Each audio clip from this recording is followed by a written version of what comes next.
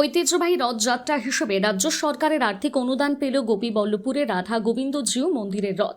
ঝাড়গ্রাম জেলা শাসক ও police super তুলে দিলেন আর্থিক সহায়তা।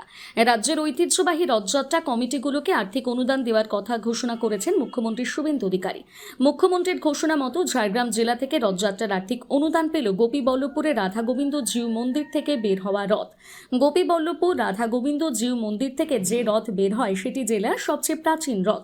সোমবার ঝাড়গ্রাম জেলা কালেক্টরেট চত্বরে শ্রীপাদ গোপীবল্লভপুরের মহন্ত কৃষ্ণ কেশবানন্দ দেব গোস্বামীর হাতে 5 লক্ষ টাকার চেক তুলে দেন জেলা শাসক আকাঙ্ক্ষা ভাস্কর এবং পুলিশ সুপার মানব সিংলা। উল্লেখ্য, গোপীবল্লভপুরের রথের দিন রাধা গোবিন্দ জিউ মন্দির প্রাঙ্গণ থেকে 3টি রথ বের হয়। 3টি রথে আলাদা করে জগন্নাথ, বলভদ্র, দেবী সুভদ্রা মাসির বাড়ির উদ্দেশ্যে রওনা দেন।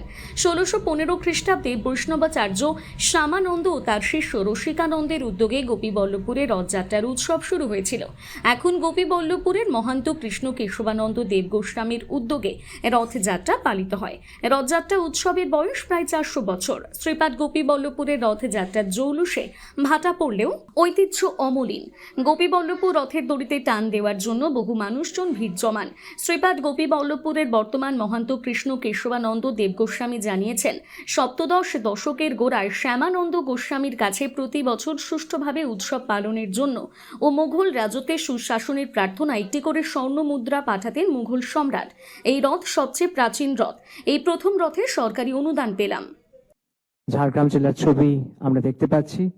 রয়েছেন জেলা শাসক, পুলিশ সুপার এবং সেই সঙ্গে সম্মানীয় জনপ্রতিনিধিগণ। তুলে দেওয়া হচ্ছে চেক ঐতিহ্যবাহী রথযাত্রা কমিটির হাতে।